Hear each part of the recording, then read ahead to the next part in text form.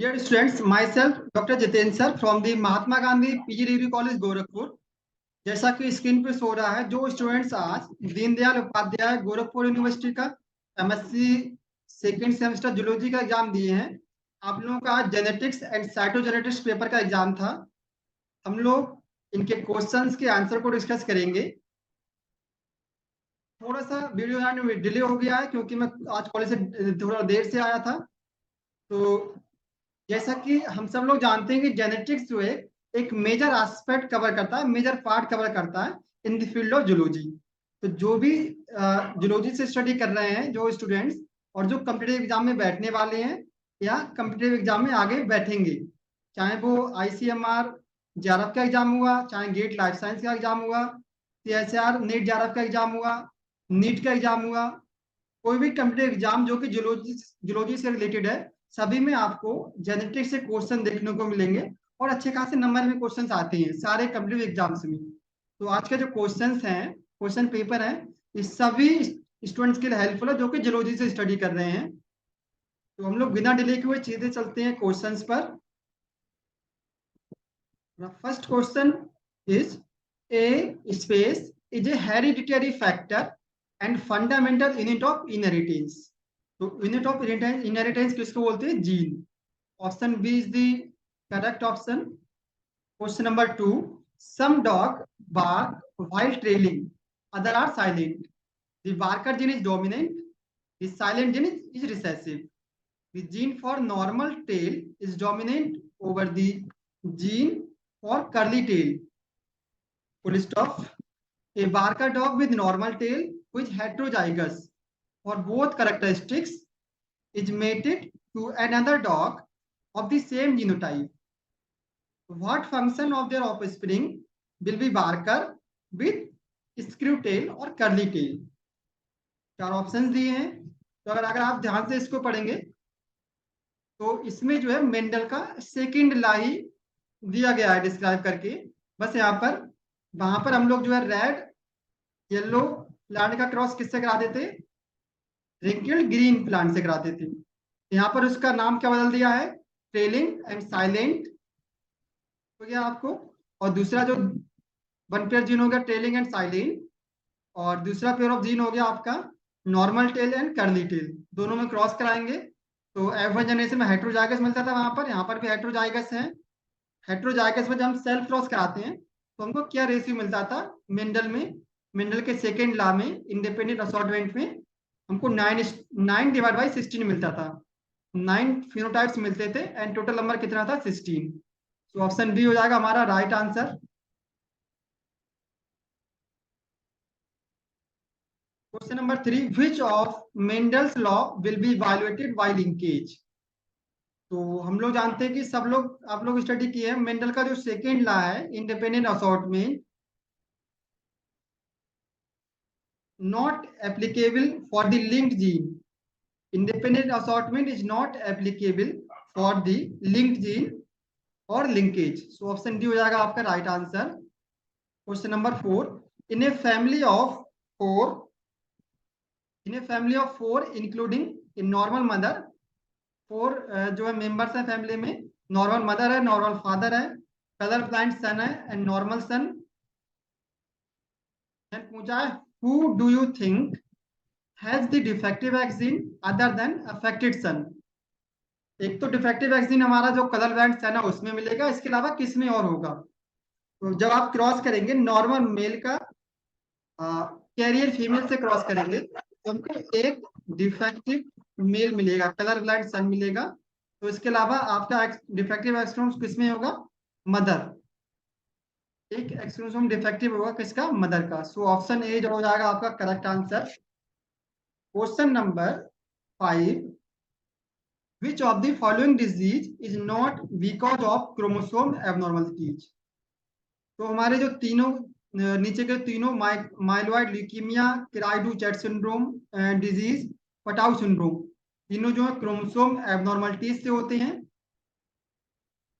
हमारा जो first option है एकॉन्ड्रोप्लासिया, एकॉन्ड्रोप्लासिया जो है it is cause due to defect in the bone growth. तो बोन ग्रोथ का डिसऑर्डर है not chromosome abnormalities. So option A जो जाएगा आपका correct answer. Next question number 6, thymine dimer formation during replication of DNA is caused due to. आप सब लोग जानते हैं थायमिन डाइमर डीएनए में किससे बनता है? ईवी लाइट से। सो ऑप्शन बी हो जाएगा आपका करेक्ट आंसर। ईवी में भी 3 लाइट थी, ईवी ए, ईवी बी, ईवी सी, हम लोग क्लास में डिस्कस किए थे। ईवी सी लाइट जो होती है जिसकी वेवलेंथ 100 से 180 nanometer, that induce thymine dimer formation in the DNA. Question number 7, given below is a pedigree chart, और पेडिग्री चार्ट दिया गया है of a family with 5 childrens. It shows that inheritance of attached earlobes as opposed to the free ones. The squares represent the male individuals and circle represent female individuals. सब लोग हम लोग already जानते हैं, जो हमारा स्क्वायर है वो मेल को रिप्रेजेंट करता है और जो सर्किल है वो फीमेल को रिप्रेजेंट करता है। तो क्वेश्चन पूछा हमारा, which one of following conclusions drawn is correct. Note में दे रखा है, shaded represent attached earlobe while unseeded represent free earlobe. तो ईयरलोब जो एक डिसऑर्डर है, इसमें फ्लैशी पार्ट जो है ईयर के लोअर मार्जिन से जो है लटका रहता है, तो ऐसा डिसऑर्डर है। तो जब आप क्रॉस करेंगे अफेक्टेड मेल पेरेंट का क्रॉस करेंगे कैरियर फीमेल से, तो जो आपको जो है तो फीमेल जो है वो अफेक्टेड मिलेंगे। यहाँ पर 5 चिल्ड्रंस हैं, जिसमें से एक आपको जो है फीमेल अफेक्टेड मिलेगी और एक जो है मेल अफेक्टेड मिलेगा। तो जब आप पेरेंट्स में जाएंगे तो दोनों पेरेंट्स कैसे थे हमारे? हेट्रोजाइगस। अगर हम दोनों पेरेंट्स हेट्रोजाइगस लेते हैं, मेल को हेट्रोजाइगस लेते हैं और फीमेल को हेट्रोजाइगस लेते हैं, तो हमको सेम कंडीशन मिलेगी, एक मेल अफेक्टेड मिलेगा और एक फीमेल अफेक्टेड मिलेगी।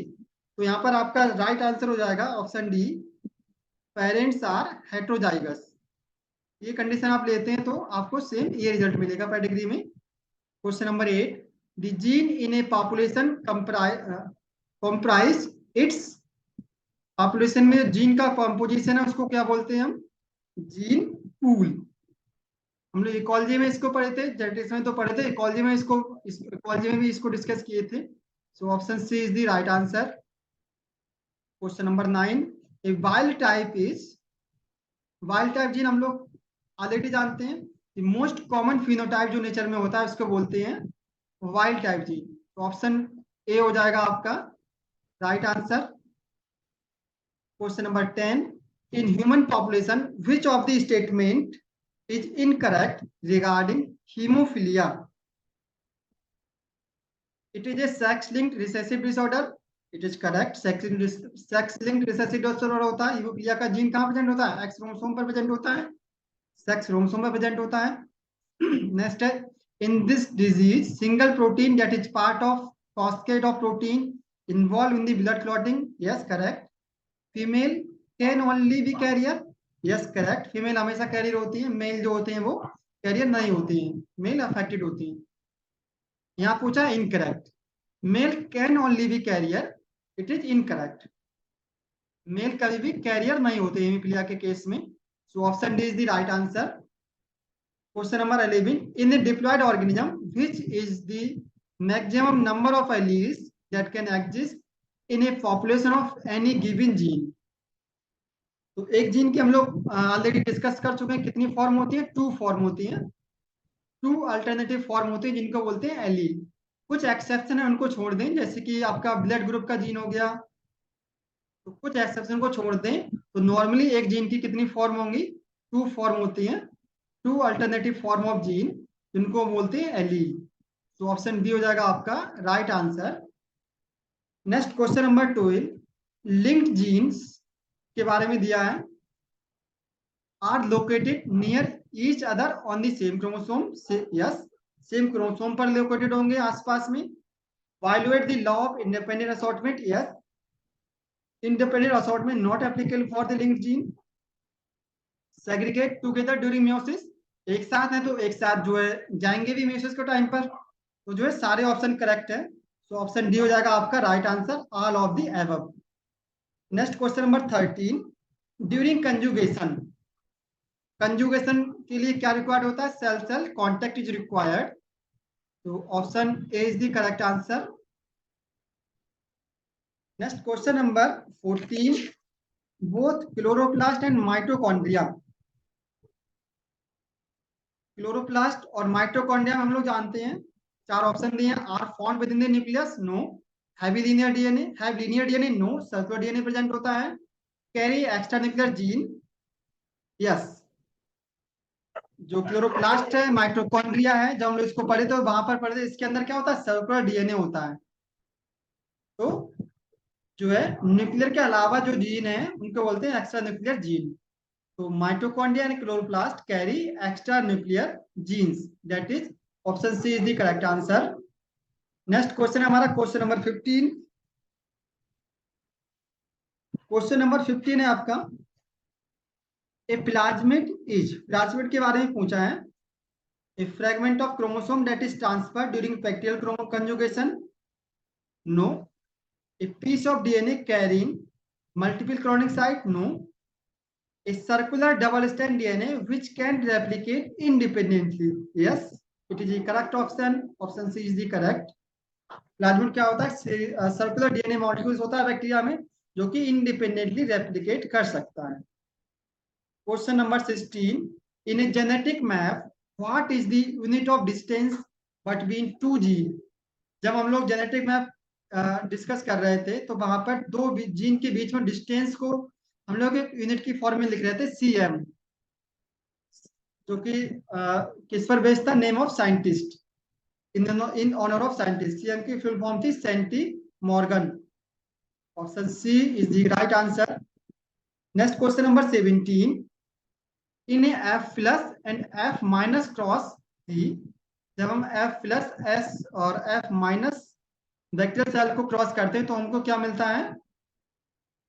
क्वेश्चन नंबर 17 में एफ प्लस और एफ माइनस बैक्टीरिया के बीच में क्रॉस करते हैं तो हमको जो एफ प्लस से जो प्लाज्मिड है उसकी एक कॉपी पहुंच जाएगी एफ माइनस में, तो एफ माइनस सेल भी क्या हो जाएगी?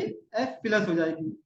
So option D is the right option, F minus cell becomes F plus cells. Question number 18, high frequency recombination cells arise when, चार ऑप्शन दिए हैं। तो high frequency of recombination cells arise होती है कब? F plasmid has been incorporated into bacterial chromosomes, जब bacteria का जो प्लाज्मिड है वो बैक्टीरियल के क्रोमोसोम्स में इनकॉर्पोरेट हो जाता है तो उसको बोलते हैं HFR cell, high frequency of recombination. तो यहाँ पर आपका option C is the correct answer हो जाएगा। Next question number 19, a multifactorial disease, इसको हम पॉलीजेनिक डिजीज के नाम से भी जानते हैं। तो मल्टीफैक्टोरियल डिजीज या पॉलीजेनिक डिजीज का सिम्टम्स क्या है? It has both genetic and environmental causes.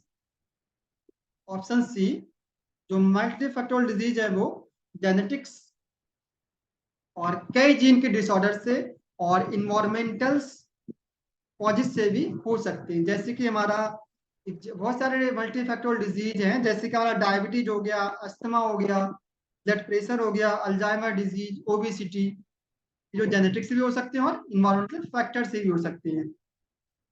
Question number 20, match करना है आपको, लिस्ट 1 लिस्ट 2 दे रखा है।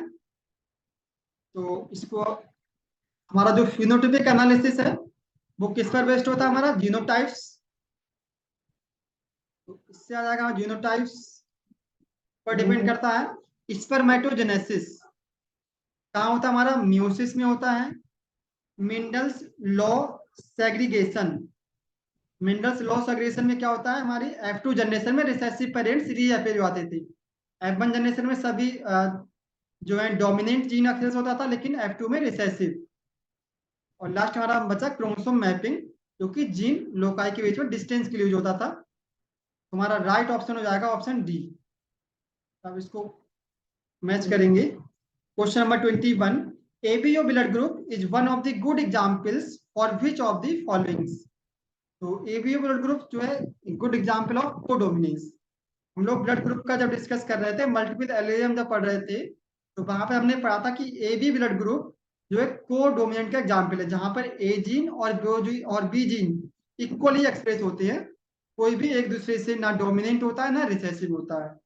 So option B is the right answer. Next question number 22, variation occurs mostly due to. तो हम सब लोग जानते हैं वेरिएशन कहाँ से आती है, हमें म्यूसिस के टाइम पर जो क्रॉसिंग ओवर होता है उससे हमारी वेरिएशंस आती हैं। वेरिएशंस के दो ही रीजन है, आप सब लोगों को अच्छे से पता है, या तो क्रॉसिंग ओवर से वेरिएशंस आएंगी या फिर इंडिपेंडेंट असॉर्टमेंट, जो मेंडल का सेकेंड लॉ था उसके अकॉर्डिंग वेरिएशंस आती हैं। क्वेश्चन नंबर 23,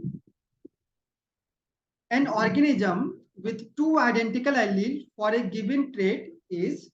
जब किसी ऑर्गेनिज्म में टू आइडेंटिकल एलील हैं तो किसके होंगे वो, two allele of a gene, उसको क्या बोलेंगे हम, two allele of a gene. Option B is the right option. Question number 24, a man with certain disease marriage a normal women. एक मैन है जिसको डिजीज है, जो कि नॉर्मल वुमेन से मैरी करता है, एंड इनके क्या 8 childrens, they have 8 childrens, 4 boys and 4 girl.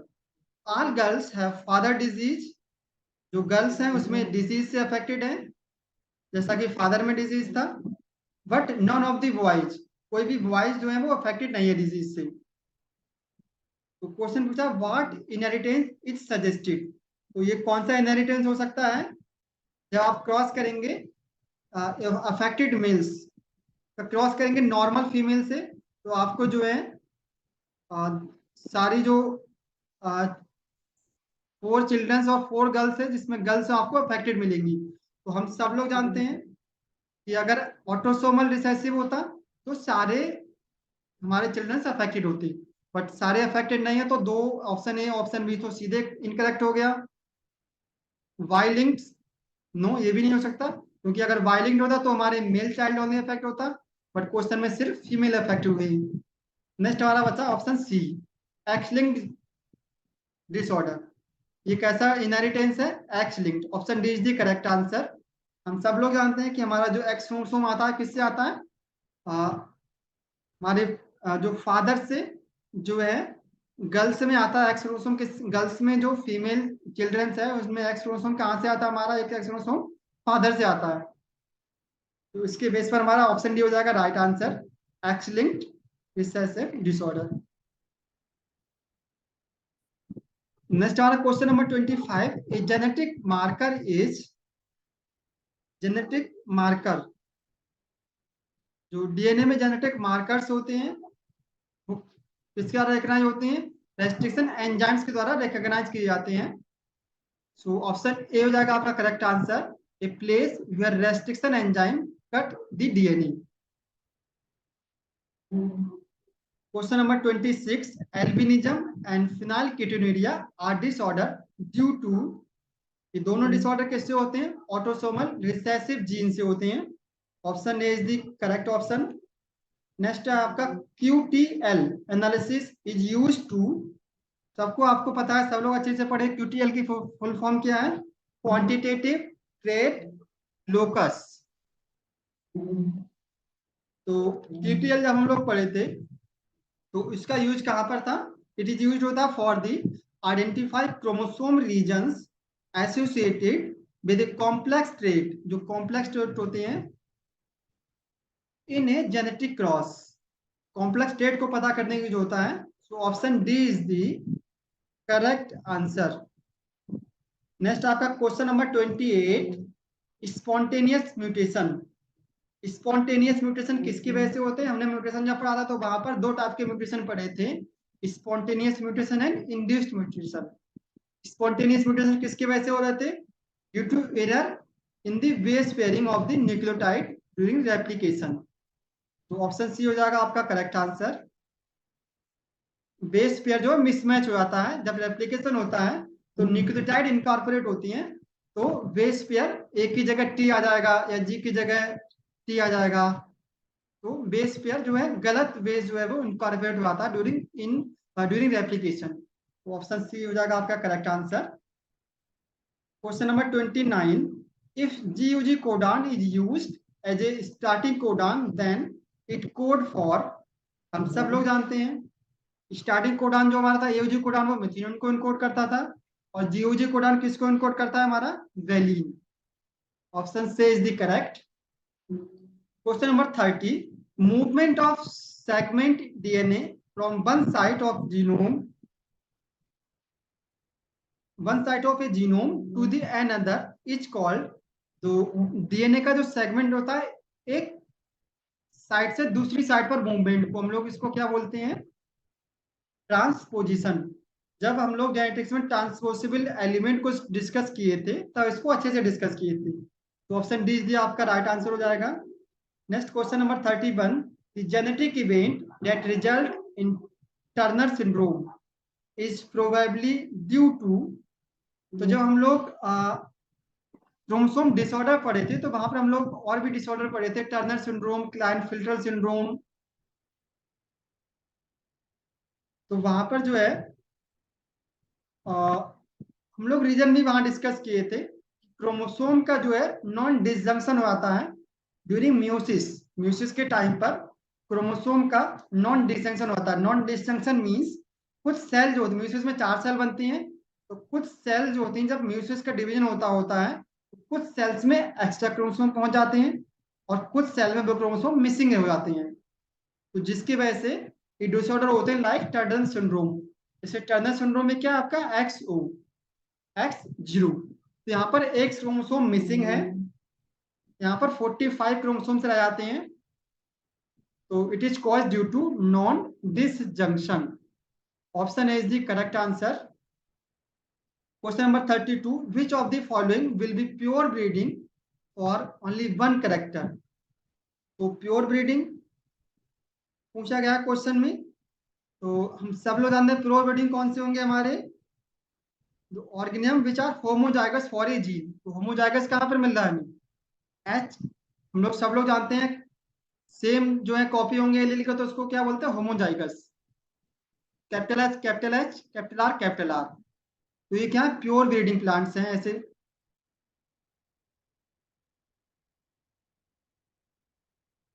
Question number 33.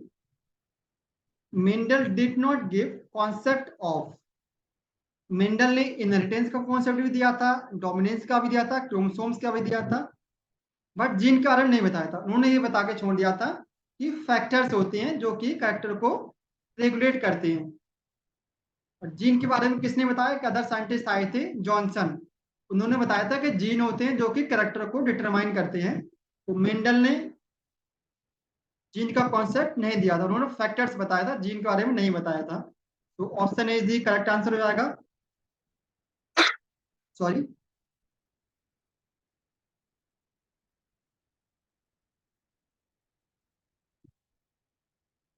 Question number 34. A pseudodominance may be observed in heterozygous for.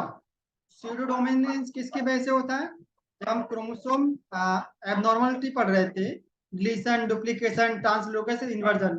तो वहां पर हम लोगों ने पढ़ा था कि जो क्रोमोसोम में अगर डिलीशन हो आता है तो जिसकी वजह से क्या हो सकता है स्यूडो डोमिनेंसी हो सकती है. सपोज दो जीन है एक डोमिनेंट जीन है और एक रिसेसिव जीन है हेटेरोजाइगस कंडीशन में है.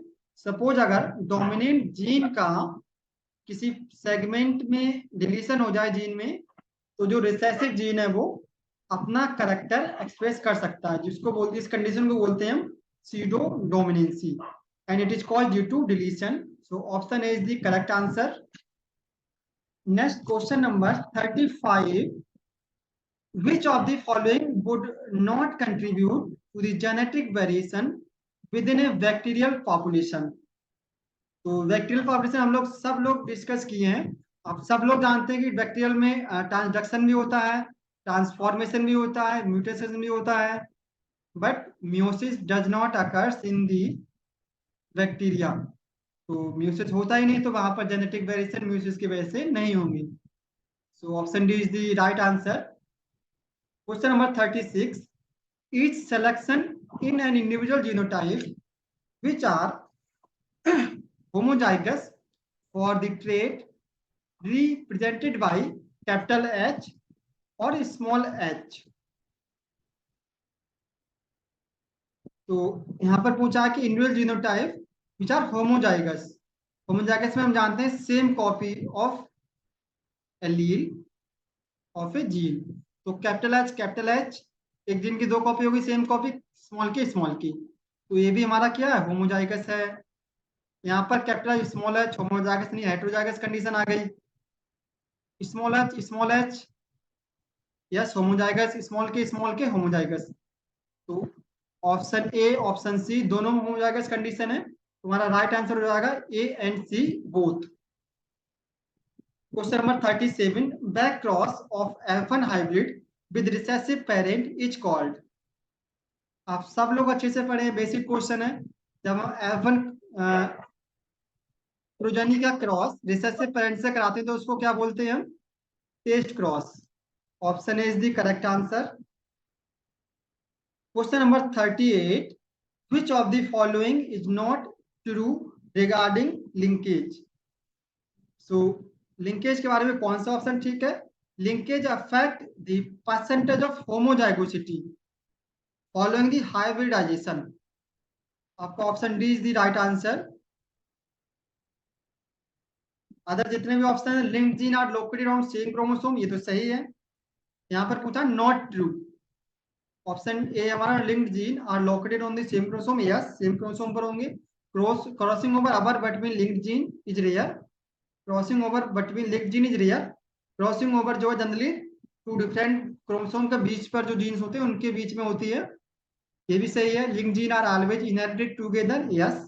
हमारा रॉन्ग आंसर कौन सा, option D. Question number 39, how did Mendel studies differ from earlier stage of breeding and inheritance? तो आपका राइट आंसर हो जाएगा option C, Mendel work was more quantitative, it is the right option. जो Mendel का work था वो qualitative था, ना कि क्वांटिटेटिव। मेंडल के जो ट्रेड थे वो क्वालिटेटिव नेचर के थे। उन्होंने जैसे कि उन्होंने फ्लोवर कलर लिया था, एक रेड और एक वाइट, तो वहां पर क्वालिटी जो है रिप्रेजेंट हो रही थी, रेड क्वालिटी अलग हो गया, व्हाइट अलग हो गया। तो क्वांटिटेटिव के बेस पर उन्होंने नहीं बताया, उन्होंने बताया था जो ट्रेड्स थे वो क्वालिटेटिव नेचर के, not quantitative. So option C is the correct answer. Last question हमारा question number 40, the ability of male E coli to carry out conjugation is usually due to piece of DNA called. तो a probe no, option B an R plasmid no, recombinant DNA no, option D an F factor. F factor का दूसरा नाम है F plasmid. तो conjugation के time पर क्या होता है, जो ई कोलाई होता है वो एक पीस ऑफ डीएनए को जो है कैरी करता है दूसरी बैक्टीरियल सेल्स में, जिसको बोलते हैं हम क्या, F plasmid. Option D is the right answer. So thank you all of you and best wishes. तो आपका जो भी क्वारी रहता है या डाउट रहता है तो आप लोग जो है कमेंट बॉक्स में पूछ सकते हैं, चाहे इससे रिलेटेड हो या अदर जूलॉजी के कोई अदर टॉपिक से या क्वेश्चन से रिलेटेड हो।